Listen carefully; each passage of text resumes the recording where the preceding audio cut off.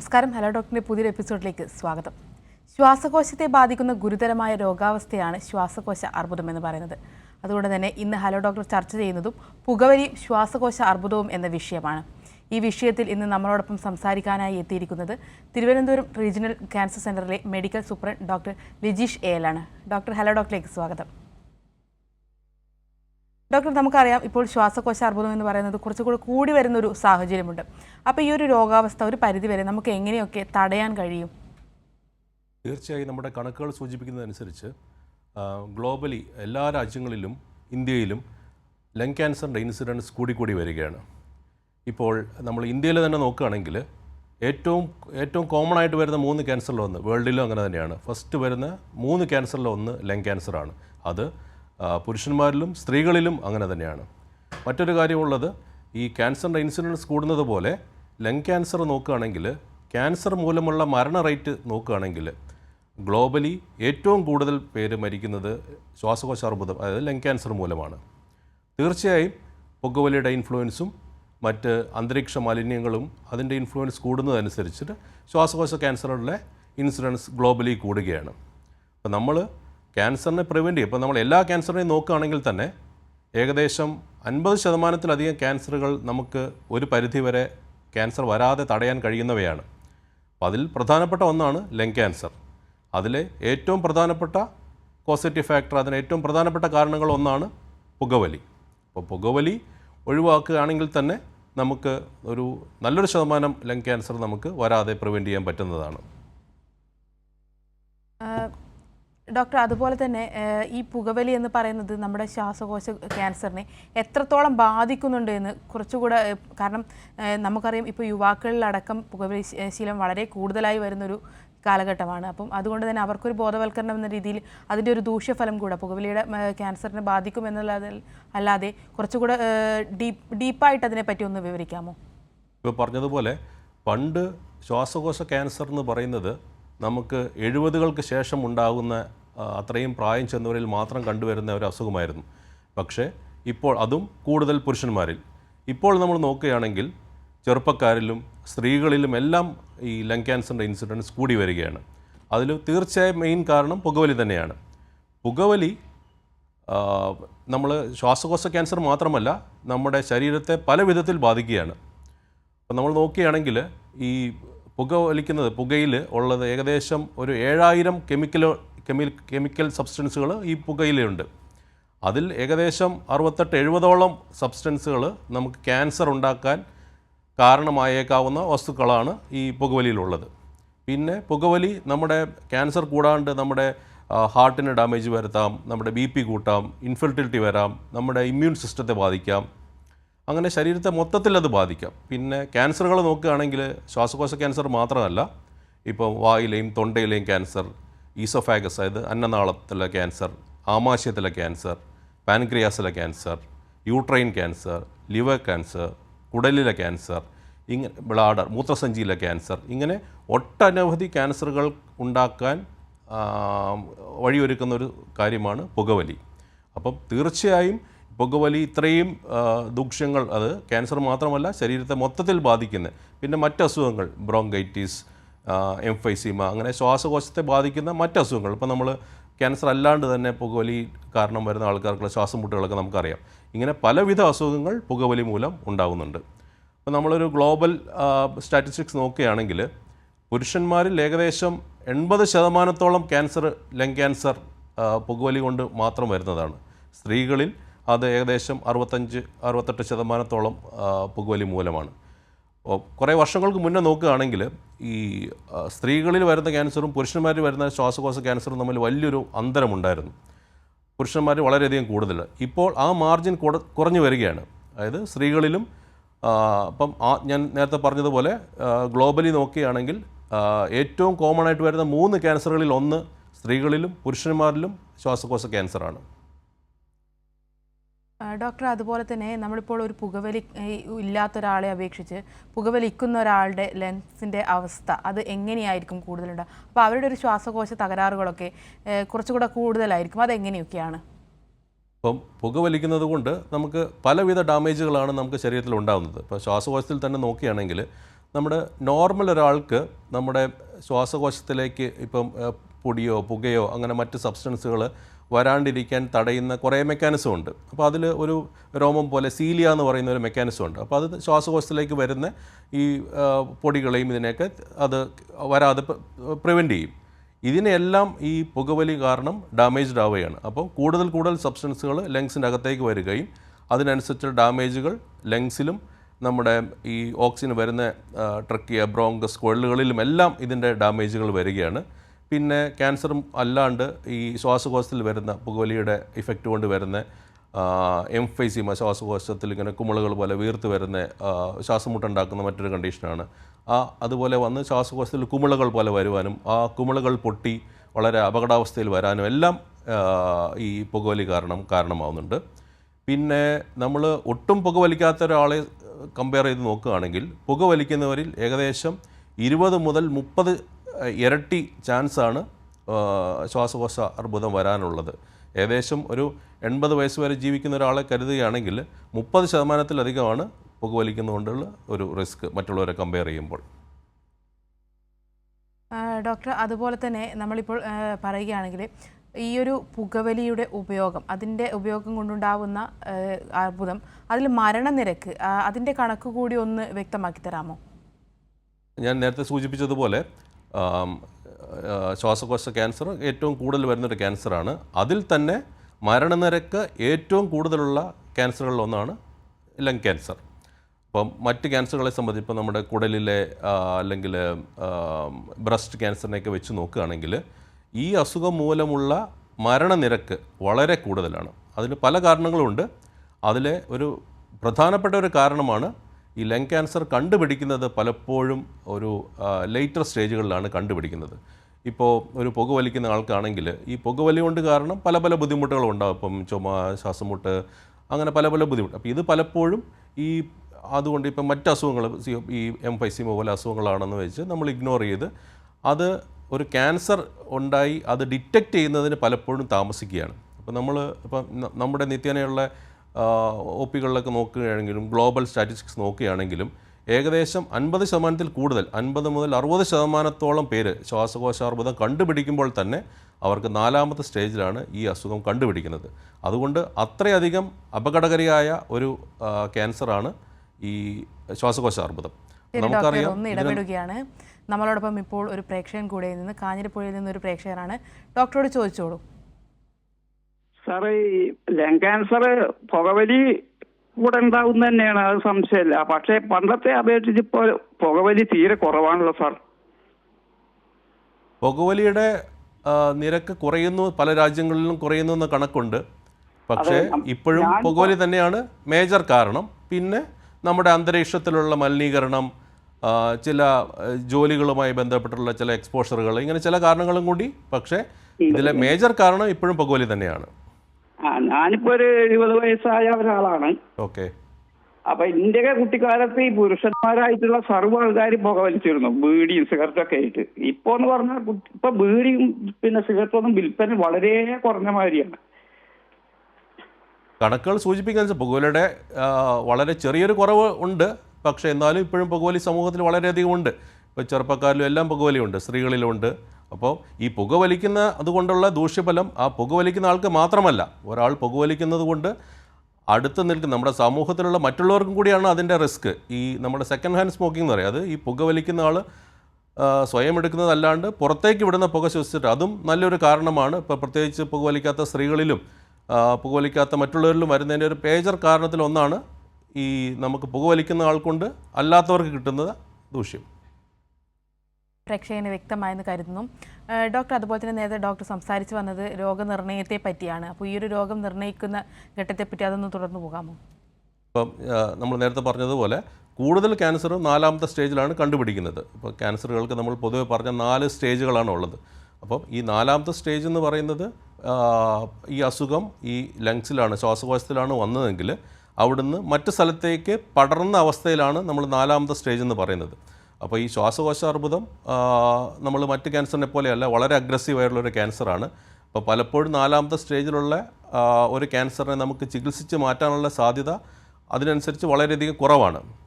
ഒന്നാമത്തെയും രണ്ടാമത്തെയും സ്റ്റേജിലുള്ള ക്യാൻസറുകൾ നമുക്ക് എളുപ്പത്തിൽ ചികിത്സിച്ച് മാറ്റാൻ പറ്റും. മൂന്നാമത്തെ സ്റ്റേജിലുള്ള ക്യാൻസറുകളെയും പല വിധത്തിലുള്ള ട്രീറ്റ്മെൻറ്റ് കൊണ്ട് നമുക്ക് അതിനെ നിയന്ത്രിച്ച് നിർത്താനോ ചികിത്സിച്ച് മാറ്റാനോ പറ്റും. പക്ഷേ നാലാമത്തെ സ്റ്റേജിലുള്ള ക്യാൻസറുകളെ പൊതുവെ, പ്രത്യേകിച്ച് ശ്വാസകോശ ക്യാൻസറുകളെ നമുക്ക് പൂർണ്ണമായി ചികിത്സിച്ച് മാറ്റാൻ ബുദ്ധിമുട്ടാണ്. മാത്രമല്ല പെട്ടെന്ന് ഇത് മറ്റ് സ്ഥലങ്ങളിലേക്ക് വ്യാപിക്കുകയും ബ്ലഡ് വഴിയൊക്കെ ക്യാൻസർ കോശങ്ങൾ മറ്റു സ്ഥലത്തേക്ക് വ്യാപിച്ച് മറ്റ് അവയവങ്ങളെ, ലിവറിനെ, ബ്രെയിന്, നമ്മുടെ എല്ലുകൾ, അഡ്രിനൽ ഗ്ലാൻഡുകൾ, പിന്നെ കഴലുകൾ, ലിംഫ് നോഡ്സ്, ഇതിലേക്കെല്ലാം സ്പ്രെഡ് ആവുകയും എവിടെയെല്ലാം സ്പ്രെഡ് ആവുമോ അതിനനുസരിച്ച് അതിൻ്റേതായ ബുദ്ധിമുട്ടുകൾ വരികയും ആളുടെ ജീവൻ തന്നെ പെട്ടെന്ന് അപകടത്തിലാവുന്ന ഒരു സാഹചര്യത്തിലേക്ക് വരികയും ചെയ്യും. അപ്പോൾ ക്യാൻസർ ഉണ്ടെങ്കിൽ തന്നെ അത് വളരെ നേരത്തെ കണ്ടുപിടിക്കുകയാണെങ്കിൽ നമുക്ക് അത് ഏർലി സ്റ്റേജിൽ കണ്ടുപിടിക്കാനും അതിന് കൂടുതൽ പൂർണ്ണമായ ചികിത്സയിലൂടെ പൂർണ്ണ രോഗവിമുക്തി നേടാനും നമുക്ക് സാധിക്കും. അതാണ് ഇതിൻ്റെ പ്രത്യേകത എന്ന് പറയുന്നത്. ശരി ഡോക്ടർ, അതുപോലെ തന്നെ നമുക്ക് ഒരു ലക്ഷണമുണ്ടാകും, ഈ ഒരു രോഗം വന്നു കഴിഞ്ഞാൽ ഉണ്ടാകുന്ന കുറച്ച് ലക്ഷണങ്ങളുണ്ടാകും. അതെന്തൊക്കെയാണ് പ്രധാനമായിട്ടുണ്ടാകുന്ന ലക്ഷണങ്ങൾ? ഇപ്പോൾ ക്യാൻസർ, ഇപ്പം ലങ് ക്യാൻസറിനെ പറ്റി പറയുകയാണെങ്കിൽ ലങ് ക്യാൻസറിൻ്റെ സിംറ്റം എന്ന് പറയുന്നത് ഡോക്ടർ ഒന്ന് ഇടപെടുകയാണ് ഈ ചോദ്യത്തിലേക്ക്. നമുക്ക് തിരികെ വരാം. വൈക്കത്തിൽ നിന്നും സാബു ചേരുന്നുണ്ട്. സാബു, ഡോക്ടറോട് ചോദിച്ചോളൂ. ഹലോ, പറയൂ. ഹലോ സാറേ, ആ മൂക്കിപ്പിടി വലി തുടങ്ങിയിട്ട് ഒരു 10-15 വർഷത്തോളമായി. അതിന് എന്തെങ്കിലും ദൂഷ്യഫലങ്ങൾ ഉണ്ടാവും? എനിക്കിതുവരെ ഒന്നും അനുഭവപ്പെട്ടിട്ടില്ല. അതും ഈ പറഞ്ഞ പോലെ നമുക്ക് ഒരു ഉപേക്ഷിക്കേണ്ട ദുശീലങ്ങളിൽ ഒന്നാണ് മൂക്കിപ്പടി വലിക്കുന്നതും. പിന്നെ നമ്മൾ അതിൽ പുകയിലയുടെ അംശമില്ലാത്തതുകൊണ്ട് നമുക്ക് ആ റിസ്ക് അല്ലെങ്കിലും മറ്റ് അസുഖങ്ങളും നമുക്ക് വരാൻ ചാൻസ് ഉള്ളതുകൊണ്ട് അത് നമുക്ക് കണ്ടിന്യൂ ചെയ്യുന്നത് നല്ലൊരു ശീലമല്ല. അല്ലല്ലോ.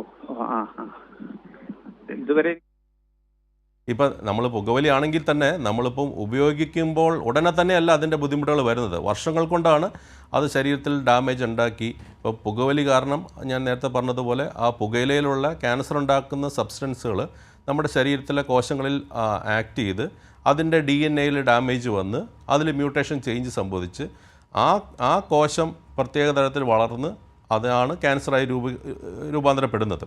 അപ്പോൾ അത് വർഷങ്ങൾ നീണ്ടൊരു പ്രോസസ്സാണ്. നമ്മളിപ്പം പലപ്പോഴും പലരും പറയും ഞാൻ പുകവലി ഇപ്പം ഒരു ഹാർട്ടിന് അസുഖം വന്ന ശേഷം ഞാൻ പുകവലി നിർത്തി, അതിനുശേഷം ഞാൻ നിർത്തി കഴിഞ്ഞ 5 വർഷത്തിന് ശേഷമാണ് ശ്വാസകോശ ക്യാൻസർ വന്നതെന്നൊക്കെ. അതാണ് ഈ ക്യാൻസറിൻ്റെ ഇഫക്റ്റുകൾ കൂടുതൽ കാലം നമ്മുടെ ശരീരത്തിൽ നീണ്ടു നിൽക്കും.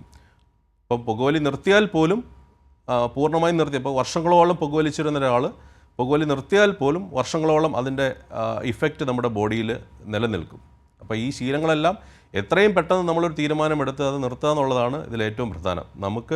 നമ്മളെ തന്നെ നമുക്ക് രക്ഷപ്പെടുത്താനും പിന്നെ സമൂഹത്തിൽ മറ്റുള്ളവർക്ക് ഇത് വരുന്നത് തടയാനും നമുക്ക് നമ്മുടെ ആ നല്ല തീരുമാനം കൊണ്ട് സാധിക്കും. പ്രേക്ഷകന് വ്യക്തമായെന്ന് കരുതുന്നു. ഡോക്ടർ, നമുക്ക് ചോദ്യത്തിലേക്ക് കടക്കാം. ഡോക്ടർ നേരത്തെ പറഞ്ഞു നിർത്തിയത് നമ്മുടെ ലക്ഷണങ്ങളെ പറ്റിയാണ്. അപ്പോൾ ഈ ലങ് ക്യാൻസറിൻ്റെ സിംറ്റംസ് നമുക്കിങ്ങനെ ഒരു സ്പെസിഫിക് ആയിട്ട് ഇപ്പോൾ ഇന്ന ക്യാൻസർ ഇന്ന സിംറ്റം എന്ന് പറയുന്നത് പോലെ നമുക്ക് വളരെ അങ്ങനെ ഡിഫൈൻ ചെയ്ത് പറയാൻ പറ്റുന്ന ഒരു ലക്ഷണങ്ങളല്ല ശ്വാസകോശ ക്യാൻസറിന്. പ്രത്യേകിച്ച് നമ്മൾ നേരത്തെ പറഞ്ഞതുപോലെ പുകവലി കാരണം മറ്റ് അസുഖങ്ങളും വരാം, അതിൻ്റെ സിംറ്റംസുകളും നമുക്കുണ്ടാവാം. അപ്പം ഈ ക്യാൻസറിന് മാത്രമായ സിംറ്റം ഉണ്ടോ എന്ന് ചോദിച്ചാൽ നമുക്കില്ല. പക്ഷേ നമ്മൾ അറിഞ്ഞിരിക്കേണ്ടത് ഇപ്പം നമ്മുടെ ഇപ്പോൾ ശ്വാസം മുട്ടുള്ള ഒരാൾക്ക് പുകവലിച്ചിട്ട് അല്ലെങ്കിൽ മറ്റ് അസുഖങ്ങൾ കൊണ്ട് ശ്വാസം മുട്ടുള്ള ഒരാൾക്ക് അതിൻ്റെ ആ ശ്വാസം മുട്ടിൻ്റെ ഇൻറ്റൻസിറ്റി, അതിൻ്റെ അവസ്ഥ കൂടിക്കൂടി വരികയാണ്. ഇപ്പം പണ്ട് കുറേ ദൂരം നടക്കുമ്പോഴേ ശ്വാസം മുട്ട് ഉണ്ടായിരുന്നുള്ളൂ, ഇപ്പോൾ അത് വെറുതെ ഇരിക്കുമ്പോഴും ശ്വാസം മുട്ട് വരികയാണ്. അത് അങ്ങനെയുള്ളൊരു മാറ്റം. പിന്നെ വിട്ടുമാറാത്ത ചുമ, നമ്മളിപ്പോൾ സാധാരണ ചുമയല്ല, മറ്റ് ചികിത്സകൾ എടുത്തിട്ടോ അല്ലെങ്കിൽ കുറേ കാലങ്ങളായിട്ട് മാറാത്ത ചുമ. പിന്നെ ആ ചുമയോട് അനുബന്ധിച്ച് വരുന്ന കഫത്തിൽ രക്തം കാണുക എന്നുള്ള അവസ്ഥ. അപ്പം ഇതെല്ലാം മറ്റ് കാരണങ്ങൾ കൊണ്ടും വരാം. ഇപ്പം നമുക്കറിയാം TB വന്നാൽ അതിൽ ഇതുപോലെ ചുമ വരാം, ശ്വാസം മുട്ട് വരാം, കഫത്തിൽ രക്തം കാണാം. അപ്പം എല്ലാ രക്തം കാണുന്നതും ക്യാൻസർ ആണെന്നല്ല, പക്ഷേ ഇങ്ങനെ നീണ്ടു നിൽക്കുന്ന ചുമ, വിട്ടുമാറാത്ത ചുമ, അതിനോടനുബന്ധിച്ച് രക്തം വരിക, അതിനോടനുബന്ധിച്ച് മറ്റ് ലക്ഷണങ്ങൾ, ഇപ്പോൾ ശരീരഭാരം കുറയുക, ശ്വാസം മുട്ട് കൂടുക, പിന്നെ ചില ആളുകളിൽ നമ്മുടെ ശബ്ദത്തിൻ്റെ ക്വാളിറ്റി വ്യത്യാസം വരിക, ശബ്ദത്തിൽ ചേഞ്ച് വരിക, അതെല്ലാം ഇങ്ങനെയൊക്കെ നീണ്ടു നിൽക്കുന്ന ലക്ഷണങ്ങളുണ്ടെങ്കിൽ തീർച്ചയായും, പ്രത്യേകിച്ച് നിങ്ങളൊരു പുകവലിക്കുന്ന ഒരാളാണെങ്കിൽ എന്തുകൊണ്ടാണെങ്കിലും നിങ്ങൾ ഒരു ഡോക്ടറെ കാണുകയും അത് പരിശോധിച്ച് ക്യാൻസർ അല്ല എന്ന് ഉറപ്പുവരുത്തുകയും ചെയ്യുക എന്നുള്ളതാണ് ഇതിലേറ്റവും പ്രധാനപ്പെട്ട കാര്യം. നമ്മൾ ക്യാൻസർ അല്ല എന്ന് വിചാരിച്ച് നമ്മളിതിനെ അവഗണിച്ച് നമ്മൾ മുന്നോട്ട് പോയാൽ ഒരു പക്ഷേ ഒരു ക്യാൻസറിൻ്റെ ഡെവലപ്മെൻറ്റ് ബോഡിയിൽ ഉണ്ടെങ്കിൽ ഞാൻ നേരത്തെ പറഞ്ഞതുപോലെ അത് ഒരു മോശം അവസ്ഥയിൽ 4ാമത്തെ സ്റ്റേജിലോ അല്ലെങ്കിൽ 3ാമത്തെ സ്റ്റേജിലോ ഒക്കെ ആയിരിക്കും നമ്മൾ കണ്ടുപിടിക്കുന്നത്. അപ്പോൾ ഇങ്ങനെ എന്തെങ്കിലും നീണ്ടു നിൽക്കുന്ന ലക്ഷണങ്ങൾ ഉണ്ടെങ്കിൽ തീർച്ചയായും നമ്മളൊരു ഡോക്ടറെ കണ്ട് ആ വേണ്ട ടെസ്റ്റുകളൊക്കെ നടത്തി ക്യാൻസർ ഇല്ലയെന്ന് ഉറപ്പ് വരുത്തുക. അതോടൊപ്പം ക്യാൻസർ ഉണ്ടാക്കാൻ നല്ല ഇത്രയും കോസറ്റീവ് ഫാക്ടറാണെന്ന് അറിയുന്ന സ്മോക്കിംഗ് ഉണ്ടെങ്കിൽ നമ്മളത് ഒഴിവാക്കുക. ആ സന്ദേശം നമ്മൾ മറ്റുള്ളവരിലും പകരുക.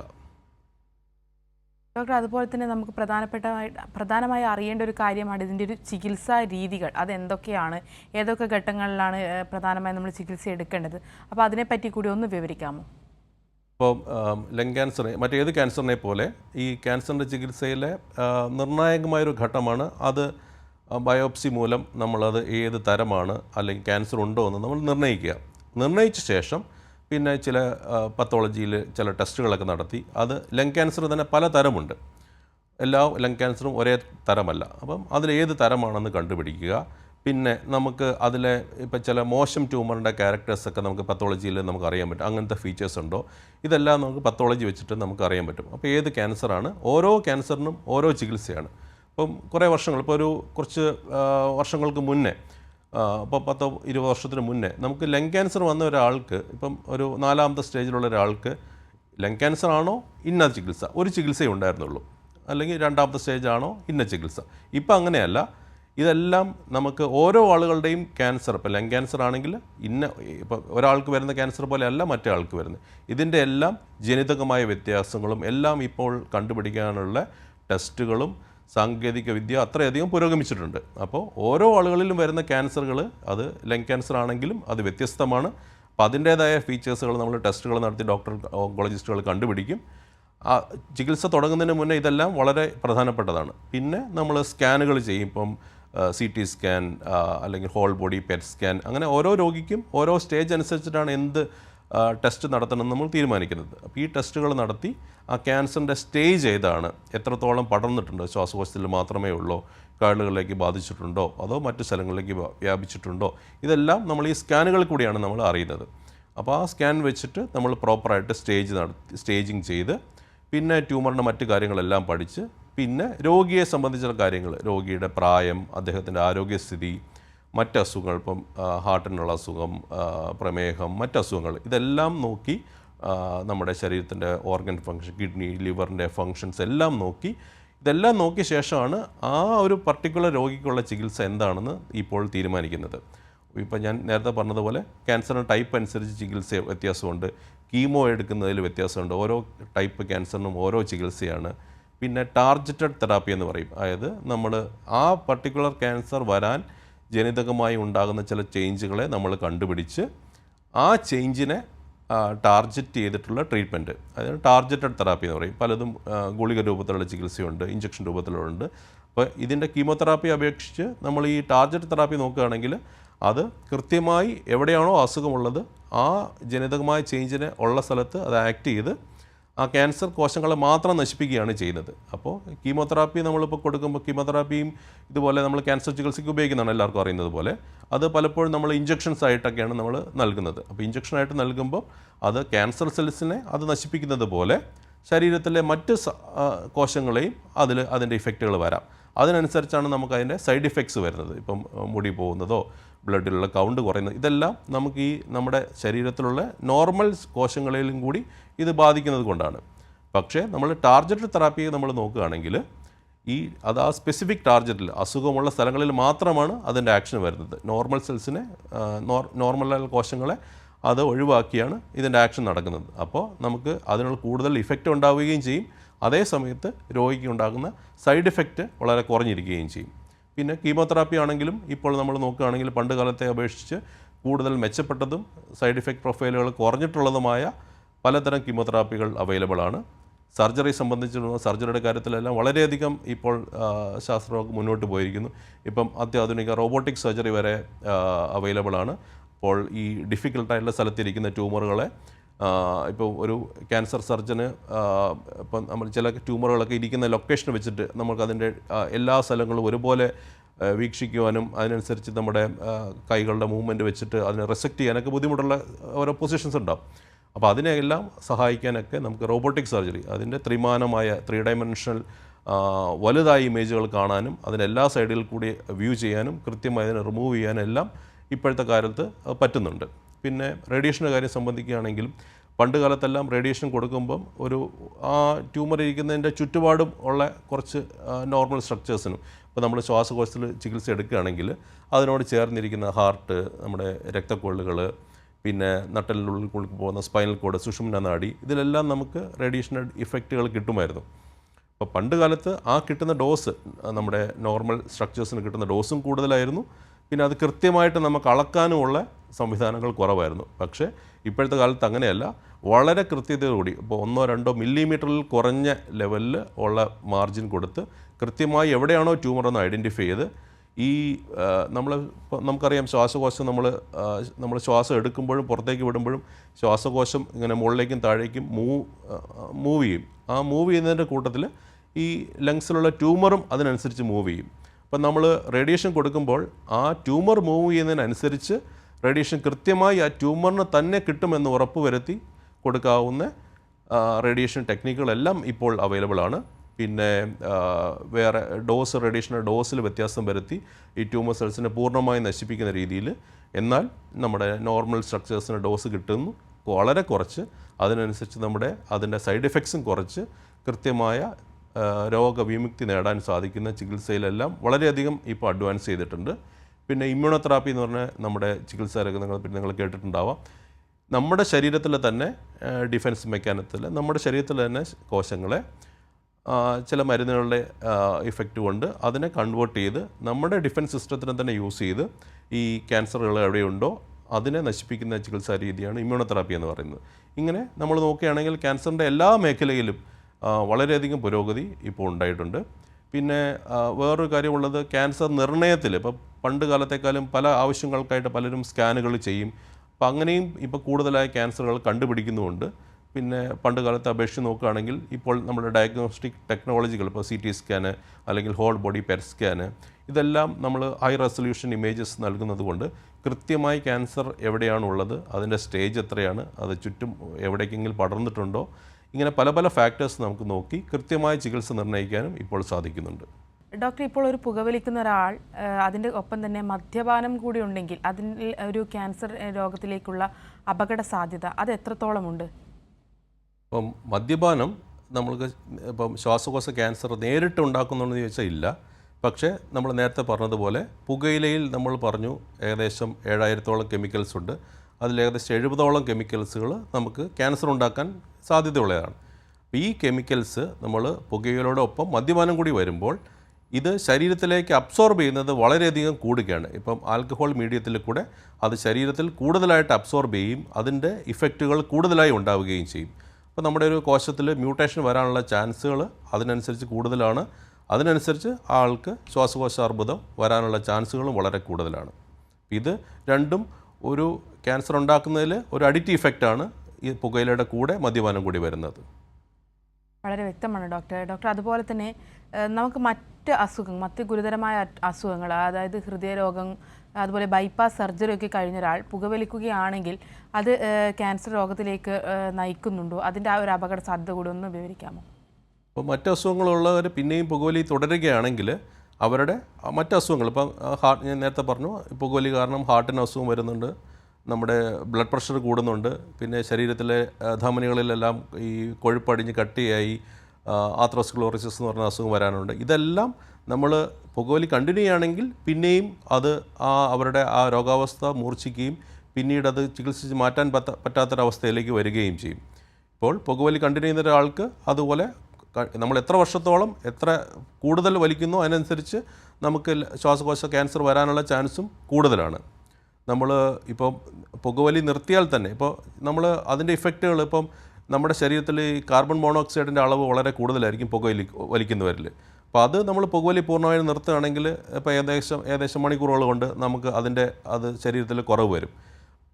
മറ്റ് ശ്വാസകോശ അസുഖങ്ങൾ നമുക്ക് കുറേ ദിവസങ്ങൾ കൊണ്ട് നമുക്കത് കുറവ് വരും. പക്ഷേ നമ്മൾ ദീർഘകാലം പുകവലിച്ച ഒരാൾ അത് നിർത്തിക്കഴിഞ്ഞാലും ഇപ്പം നമ്മൾ നോക്കുകയാണെങ്കിൽ 10 വർഷത്തിന് ശേഷം നമ്മൾ നോക്കുകയാണെങ്കിലും അദ്ദേഹത്തിന് പൂർണ്ണമായി നിർത്തിക്കഴിഞ്ഞിട്ടും 10 വർഷത്തിന് ശേഷമാണെങ്കിലും ഏകദേശം 30 മുതൽ 40% ചാൻസ് ഉണ്ട് ഒരു നോർമൽ പുകവലിക്കാത്ത ഒരാളെക്കാളും ക്യാൻസർ വരാൻ കൂടുതലുള്ളത്. അപ്പോൾ ഇത്രയും ലോങ് ടേം ബുദ്ധിമുട്ടുകൾ നമുക്ക് ദീർഘകാലമായിട്ട് നമുക്ക് ഇത്രയും ഒരു റിസ്ക് ഉണ്ടാകുന്നൊരു കാര്യമാണ് പുകവലി. അപ്പോൾ അതുകൊണ്ടാണ് നമുക്ക് സമൂഹത്തിൽ പുകവലി നിർത്തേണ്ട ആവശ്യകതയെപ്പറ്റി നമുക്ക് അത്രയധികം ബോധവൽക്കരണം നമുക്ക് ഈ ഫാക്റ്റുകൾ ജനങ്ങളിലേക്ക് എത്തിക്കണമെന്നുള്ളത് നമ്മൾ ആഗ്രഹിക്കുന്നത്. ശരി ഡോക്ടർ, അതുപോലെ തന്നെ പ്രധാനപ്പെട്ട ഒരു കാര്യമാണ് ചികിത്സ എന്ന് പറയുന്നത്. ചികിത്സിച്ച് ഭേദമാക്കിയതിന് ശേഷം അല്ലെങ്കിൽ ചികിത്സാ നടപടികൾ കഴിഞ്ഞതിന് ശേഷം രോഗികൾ ശ്രദ്ധിക്കേണ്ട പ്രധാനപ്പെട്ട കുറച്ച് കാര്യങ്ങളുണ്ടാവും. അത് പ്രധാനമായി എന്തൊക്കെയാണ്? ഇപ്പോൾ നമ്മൾ ക്യാൻസർ ചികിത്സയിൽ ഇരിക്കുന്ന സമയത്തും അല്ലെങ്കിൽ ചികിത്സ കഴിഞ്ഞ അസുഖം പൂർണ്ണമായി മാറിയ ഒരാളും ഇവർ കൃത്യമായ ഇടവേളകളിൽ ഇപ്പോൾ അവരുടെ ഡോക്ടർ നിർദ്ദേശിക്കുന്നതനുസരിച്ച് കൃത്യമായ ഇടവേളകളിൽ അവർ പരിശോധനകൾക്കും ടെസ്റ്റുകൾക്കും വേണ്ടി ഡോക്ടറെ സമീപിക്കേണ്ടതും. ഇപ്പോൾ നമ്മളിപ്പോൾ ഈ ശ്വാസകോശ അർബുദം പോലുള്ള ക്യാൻസറുകൾ നമ്മൾ ഇപ്പം 3ാമത്തെ സ്റ്റേജിലുള്ള ക്യാൻസറുകൾ ചികിത്സിച്ച് പൂർണ്ണമായി മാറിയാലും ഒരു നിശ്ചിത ശതമാനം ആളുകൾക്ക് അത് തിരിച്ചു വരാനുള്ള ചാൻസുകളുണ്ട്. അത് പല പല ഫാക്ടറുകളെ അനുസരിച്ചാണ് ഇരിക്കുന്നത്. അപ്പോൾ അത് ഡോക്ടർ ഉപദേശം അനുസരിച്ച് ഇപ്പോൾ 2 മാസത്തിലൊരിക്കൽ 3 മാസത്തിലൊരിക്കൽ അങ്ങനെ ഡോക്ടർ നിർദ്ദേശിക്കുന്ന കാലയളവിൽ ഡോക്ടർ നിർദ്ദേശിക്കുന്ന ടെസ്റ്റുകൾ നടത്തി കഴിഞ്ഞാൽ അസുഖം തിരിച്ചു വരുന്നുണ്ടോ, അഥവാ തിരിച്ചു വന്നാൽ തന്നെ അത് വളരെ ഏർലി ആയിട്ടുള്ള ഘട്ടത്തിൽ കണ്ടുപിടിക്കുകയും വീണ്ടും അതിന് നല്ല കൃത്യമായ ചികിത്സ നൽകുകയും ഏർലി സ്റ്റേജിൽ തന്നെ വീണ്ടും അതിന് ചികിത്സിച്ച് മാറ്റാനും സാധിക്കുകയും ചെയ്യും. ഓക്കെ, ശരി ഡോക്ടർ, ഞാനൊന്ന് സമയപരിമിതി മൂലം ഇടപെടുകയാണ്. പുകവലിയും അതുപോലെ തന്നെ പുകവലിയുടെ അപകട സാധ്യതകളെക്കുറിച്ചുമൊക്കെയാണ് ഹലോ ഡോക്ടർ ഇന്ന് സംസാരിച്ചത്. ഈ വിഷയത്തിൽ നമ്മളോടൊപ്പം ഇത്രയും സമയം ഉണ്ടായിരുന്നത് തിരുവനന്തപുരം റീജിയണൽ ക്യാൻസർ സെൻ്ററിലെ മെഡിക്കൽ സൂപ്രണ്ടായിട്ടുള്ള ഡോക്ടർ ലിജീഷ് AL ആണ്. ഡോക്ടർ നന്ദി. ഹലോ ഡോക്ടർ, ഇന്നത്തെ സമയം ഇവിടെ അവസാനിക്കുകയാണ്.